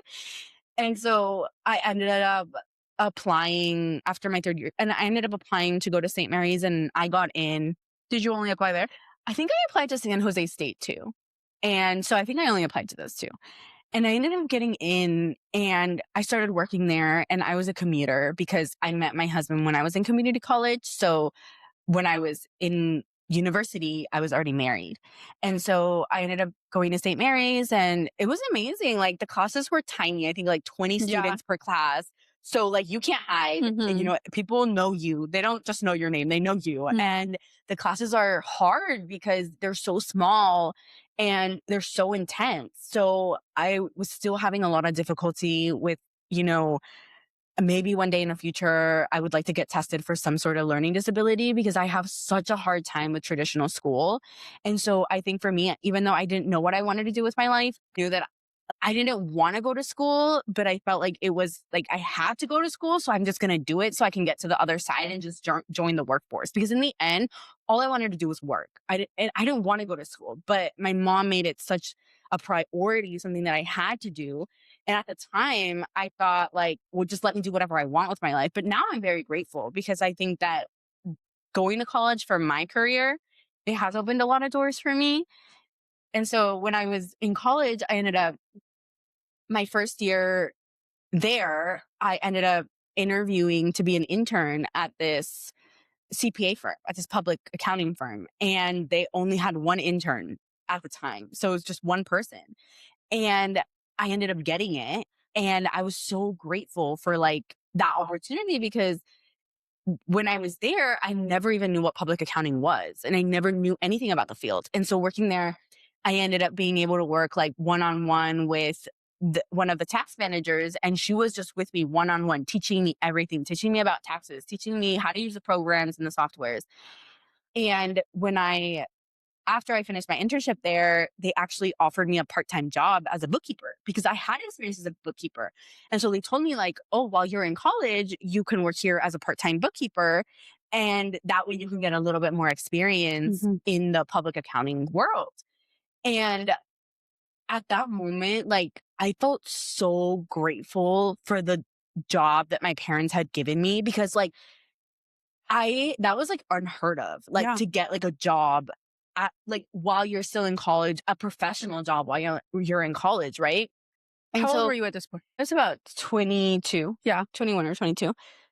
I remember always feeling like, oh, I wish I had a fun job. I wish I worked at the mall or I wish I worked at the movie theater or like something fun with other kids my age because it was so hard. Like I would go and work with them all day and then I would go home and be with them all day. And it was like our relationship only revolved around work. And it was so hard to like not have an outlet because all I did was like either I was at home or I was at work with them. You know, I had no outlet to like go be with people my age. And I remember so much feeling like, oh, I wish I had a different job. But then when I was in college and I realized that like I had such a level up on all of my classmates because I had like I had been basically a bookkeeper since I was like 16, 17 years old. Like I had such a leg up. And so I ended up working my part-time job with them. And I was like at this point still in college and they were paying me like $20 an hour in 2016. In Yeah, in 2016. 2016. They were Wow. paying me $20 an hour. And I'm like, that is like just so unheard of. Like some internships don't even pay you. Yeah. So the fact that like they were paying me to be an intern and paying me to work there, like that was kind of one moment where I felt like I can do this. Like if I really set my mind to this, I can have a career doing this. Unfortunately, that job soured very quickly because a lot of the higher management was men. All of the higher management was men. And I made so many friends there because we all trauma bonded together. Yeah. Like it was just like How it happens. the management was not the best, but I made some of the closest friends I have now there. And I only lasted a year because at this point I was still living. I moved to Walnut Creek for a little bit, but it was way too expensive. And so we couldn't sustain it. So I ended up moving back to Tracy. So while I was in school, it wasn't that bad because I would go to work in the morning from like 9 to 3. And then I would go to school from 6 to 10. And so by the time I left, there was like no traffic. But when I started working my 9 to 5 job, like I was sometimes in traffic for 4 hours a day commuting. And so it was just not sustainable. But 4 hours a day. 4 hours a day just driving in traffic. Barely driving. Barely driving, like just going like a snail. I could have walked faster probably. And so I didn't want to work there anymore because I worked like so far away from my home. And so I wanted to quit. But at the time, it was also like feeling like, I'm grateful. Like I should be grateful to have this job. I should be grateful to have a job at all. So it's like quitting, especially not having another job lined up really wasn't acceptable at the time. But I lasted a year. So like literally my 1 year, I'm like, okay, I'm out of here. Like I can't do this anymore. And that was way before the work from home stuff. And so I ended up quitting and I was kind of off work for a couple of months. It was like the first time in my life I hadn't worked. And so then I came into this era of like, be careful what you wish for, because at the time I was like, oh, I'm really hopeful to find a job that's more local where I don't have to commute. So I ended up going to work for this local firm in the very town that I live in. Like, The I one had with like a typewriter? like I had like a 10-minute commute, but it was like, they had a typewriter. I had to use a typewriter for these government forms. For the first like couple weeks that I worked there, I didn't have an email. So people would leave Post-its on my desk. And then it would be like, oh, look, a Post-it. I got an email. Like, it was so old schooly. And at the time I was like, what did I do? Like, I don't want to work here. And so I was contemplating quitting. But when I started working there, one of the other girls they had hired had quit. And so my mom, I remember telling her, like, I can't do this. Like, I can't work here. Like, there's no technology. Like, I don't even have my own desk. Like, I don't even have an email. Like, I can work here. And my mom was like, well, if you want to come back to work with me, like, you can. And I think when I started working there was in January. And I remember just feeling like I gave them my word. You know, I signed up for this job, and because of the type of work that I do, our busiest time is between January and May. And so I was like, I don't want to leave them high and dry, like with no one when they're like starting their like busiest season of the year. And so I just kind of had to make that hard decision, just be like, I gave them my word and I just have to see it through. And so I remember like I was working there and it was wild. It was just a wild job. But at the same time, because they were more old schooly, they taught me how to use some of the older accounting softwares that I had never heard of. And because it was like such a small firm, like I was literally the only staff person there. So like I'm the one who had to like do everything. And then all my work got reviewed from people above. They gave me all this work that I would have never imagined getting at a bigger firm, because like at a bigger firm, like it's so hierarchy where like you are a certain level and you're only allowed to do work at that level. So working there, they're like, it's all hands on deck. Everyone does everything. And so I ended up learning so much because they gave me the opportunity to do all these things that I wouldn't normally do if I worked at a traditional place. And so it was a little bit of a blessing in disguise because I did learn a lot. And so, but I had a heart out. I was like, as soon as this busy season comes to an end, I'm quitting, like no doubt about it. So I was already looking for a job during my time there. And so my old coworker had interviewed at a firm close to where I live. And she was like, oh, you should look them up. They're like, I interviewed there and they're super nice. The only bad thing is that they don't allow work from home. But at that time, like, I didn't really care about that because it wasn't really that far from where I live. And so I ended up like sending them my resume like 30 times and nobody would reply to me. And it was like the middle of tax season. So they were not worried about hiring people. Like they were just trying to like get through the season. And so I remember after like the 6th time I sent it, like one of the partners was like, we're interested, but not right now. Like we will get back to you. We just can't deal with this right now. And so after the busy season came to an end, they did reach out to me and they were like, okay, now we have time. Like, what's up? What are you interested in? And all this stuff. So we have like a phone interview and they're like, okay, we're interested. So how about you come in for an in-person interview? I was like, okay. So I went in and there was like 3 rounds of interviews just in that. Oh my gosh. It was like the most intense I had ever like experienced. I'd never experienced anything like that because like, you know, the job with my parents, like they just gave it to me. And then the job I had with the internship, like I got the internship and then I basically had a leg in to grow 3 positions from there. So I had never really had like that formal of an interview. And so I remember like I went in and they gave me a test and it was like a logical thinking test. It was so weird. I can't even describe it. And so I was like already super intimidated. And then they came in and it was 2 partners interviewing me. And then I just told them like I like the type of work that I'm doing. I just don't like where I'm at because I just kind of want to do it, but just at a higher level. You know, I just feel like there really isn't much growth for me at my current job. And so I'm kind of looking for something where there's more growth. And I remember one of the partners saying like, yeah, we need to get you out of there. It sounds like you're in a straitjacket. And the other partner was like, really? Because it kind of sounds like you're doing a lot of different stuff that we probably wouldn't like. You probably experience you probably wouldn't get somewhere else. And I'm like, a little of both, a little of both. And so then two managers came in to interview me. And it's so funny because we were just kind of talking, everything was flowing super naturally. And one of the managers, she was a woman and a man. And then the woman, she was a mom.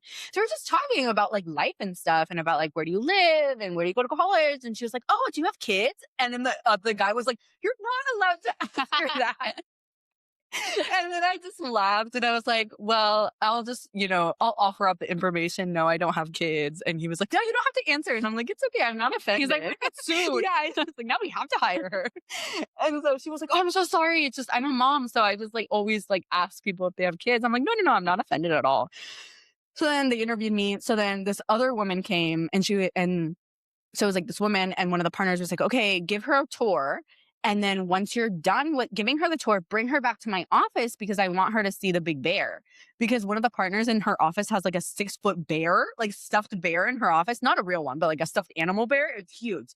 And so the woman who ended up being my direct supervisor gave me a tour of the office and was explaining the company to me and stuff. And then at the end of the interview, she's like, okay, well, it's really nice to meet you. Like, they'll be in touch. Like, let us know if you have any questions. I'm like, okay, bye. So I left.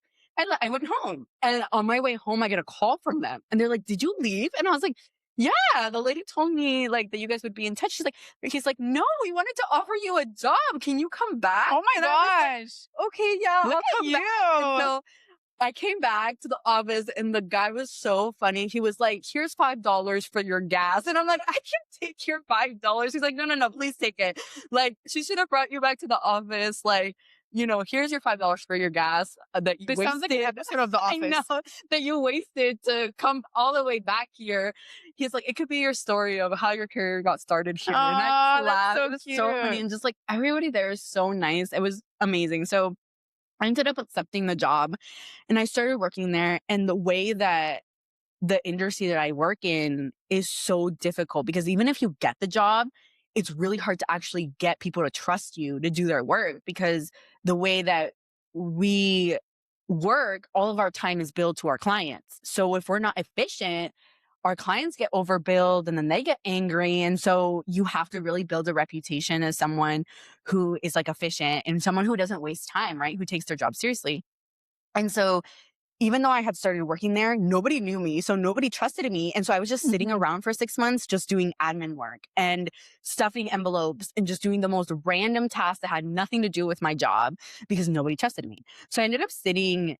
So when I started working there, the 3 people who sat next to me all quit or got fired. I'm not sure. So I was like the only person. It was like me, an empty desk next to me, and 2 other empty desks next to me, and then another person. Oh my And so I gosh. was like and I was like, what is happening? Like, I'm why? quarantined. Like, why is everyone leaving? Like, why are all these people not working here anymore? I was so confused. And so because of that, like, it was like me and then 2 other partners. Like, it was like a triangle, right? Mhm. And so they ended up like slowly starting to give me work and like starting to trust me. And they really were like so pivotal in my journey as an accountant because they were like really different than my other job that I had had before. Like the first public accounting firm that I worked, like it was complete micromanagement. Like they were just like breathing over your neck, like trying to identify like every second that you're working and what you're doing and where you're billing your time to. And like, it was so micromanagey that like you couldn't think for yourself. There's so much control that I was like, I can't work like this. And so working at this other firm, like with these 2 partners who were just like, here, do this and let me know if you have any questions. And then it was just like, they would just have so much faith in me and so much confidence that it just boosted like my self-confidence up so much to like believe in myself because they did. Mhm. And at that point, I had such like an interesting dynamic because usually the way that it works in a public accounting firm is like me as a staff prepare something and then a manager and then a supervisor reviews it and then a manager reviews it and then the partner signs off on it. Oh, But Lord. I was doing work directly with the partners. So it was just me and the partner. I would do the work and I would just send it to the partner.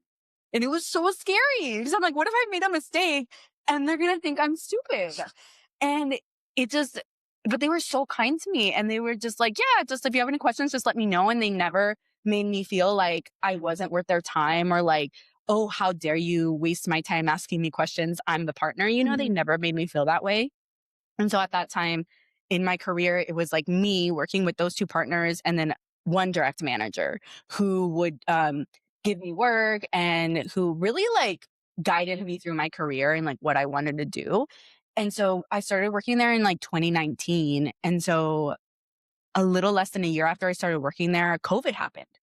Oh my And gosh. so it was like weird because as accountants, we were essential Mhm. workforce.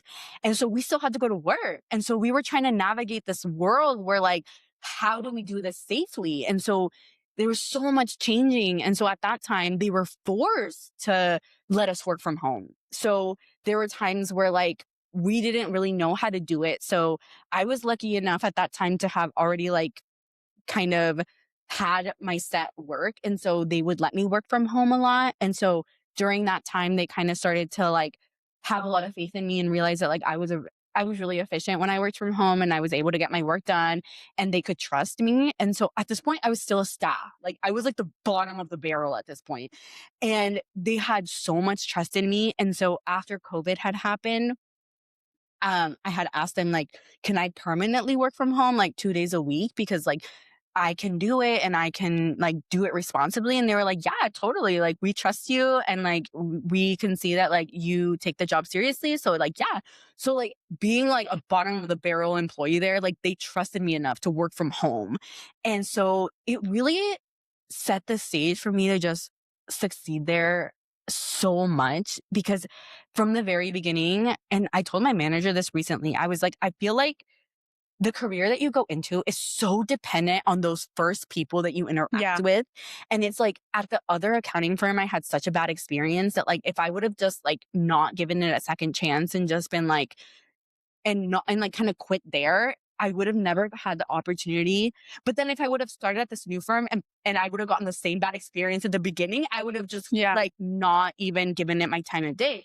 But the fact that I started working there and I got really lucky with the people that I got to work with from the very beginning, like that set the stage for my entire career and it set me up to succeed. And so after I had been working there for like after a year of working from home 2 days a week, um, I asked them if I could work from home 3 days a week. And And at then this point, you didn't have the kids yet, no, I right? didn't have the kids yet. So I was just me and my husband at the time. And so I started working from home 3 days a week. And I think that I had really one of my really big goals in my life was that if I did end up having kids, I really wanted to make sure that I was in the career that would allow me to be there for them if I needed to. Mhm. And I think that is something that was very important to me. So I'm like, I want to make sure that I am in the right job and in the right career that has the flexibility for me to be able to be a working mom and to be able to do both. And so working there, like seeing all the positive signs that like I think this is a career that I can really mold into my life, the life that I want. I kind of really appreciated that. And so and at this firm, it's so different. Like a lot of the partners are women. Most of the higher management are working Wow. moms. So it just really shows you that like there is those good jobs out there. I mean, you just have to find them, which is really hard to do. But I'm so grateful for this job. Like after I had my kids and I was working there, like I kind of had everything I wanted. I was like, I have this job where I have a reputation, where they trust me. So like they're so flexible with my schedule because they know that I show up for them. Like when they need me, I show up. And when I need them, they show up for me. Mhm. And so when I had my kids and I went through like the really hardship at the beginning of my son's life of like not having dependable childcare, and them really meeting me and being like, we'll make it work. Like, just let us know what you need and we'll do that for you. It was just, it's the reason why I can be a working mom because I work at a place that is understandable to the struggles of being a working mom. And I'm really grateful for that. And I think my husband, like, where he always pushes me to like have my own business. And I'm like, why would I want to have my own business? Like, this is the best of both Yeah. worlds. Like, I get to work on a team and I get to like have flexibility with my schedule. And so he doesn't really understand that. But recently, I have, like I've mentioned, I have terrible imposter syndrome where I feel like nothing I ever do is good enough and I don't deserve the things that I have, even though I've worked really hard for them. And so recently, like, I had to have like a conversation with my manager. Now he's a partner, but with my direct supervisor, and then just telling him, like, I feel like there's so much pressure on me as a working mom because at the beginning of when I was pregnant, my husband and I had to have a conversation like, are you going to work or are you going to stay at home? You know, what are you going to do? And I was like, well, like, I don't want to leave my career behind. Like, I worked so hard to graduate from college. Yeah. Like, that took everything out of me. So the fact to leave that all behind, like, I don't think that I could do that. And so we had to invest in me paying a nanny to come and take care of our kids, which is a huge expense. But for us, like, we look at it as like an investment, as like, we're going to invest in our careers, like, so that we can keep working towards our careers. And so neither of us has to like give up our careers.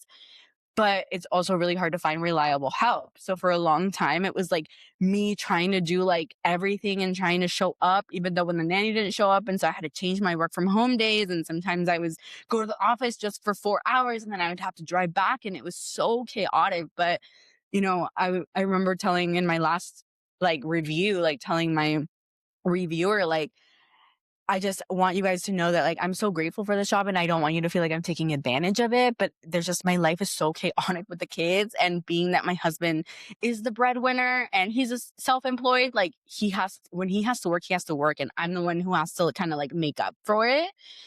And he was like, yeah, we don't care. Just do your, like, we trust you. Just, you know, you get your work done and that's all that matters to us. And so, like, whatever you need, just communicate it and let us know. And like, we're going to work with you. And it's like I said, those good jobs are out there. They really are. And I feel really grateful because I don't think I could be a working mom if I had any other job. Like, that would be impossible for me.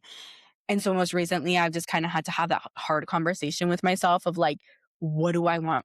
What do I want my future to look like? Because I've just been kind of stagnant for a long time, feeling like I'm not qualified enough to move up in my job, and like feeling like I don't want to let people down and I don't want to buy more than I can choose. Like, I'm not really going to strive for anything more because I don't feel like I deserve it and I don't feel like I can do it. And so recently having like a conversation with my, direct manager and just telling him like, I want more, and being able to admit that to myself and just be like, I am so sick and tired of not asking for more because I feel like I don't deserve it, And I just like telling him like, I want more out of this job and I want to grow and I want to level up in my career. I don't want to just stay still because I'm scared that I'm going to make a mistake. And him, telling me like, well, we want you to move up, but we thought you didn't want to.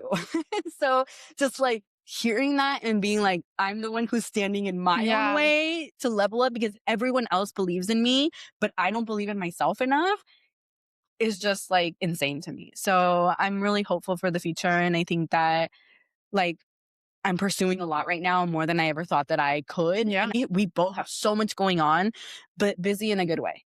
Yeah, I'm busy in a good way. Yeah. Oh, this episode was amazing. It was. Thank you so much for being here. Thanks for listening. Make sure to like, follow, and give us a 5-star review if you're liking the podcast. Also, check out our Instagram. We share behind the scenes photos and updates after every episode. And if you're interested in being a guest, the link is in our caption and Instagram bio. New episodes drop every Monday. See you next week on Choices Were Made. Bye. Thank you.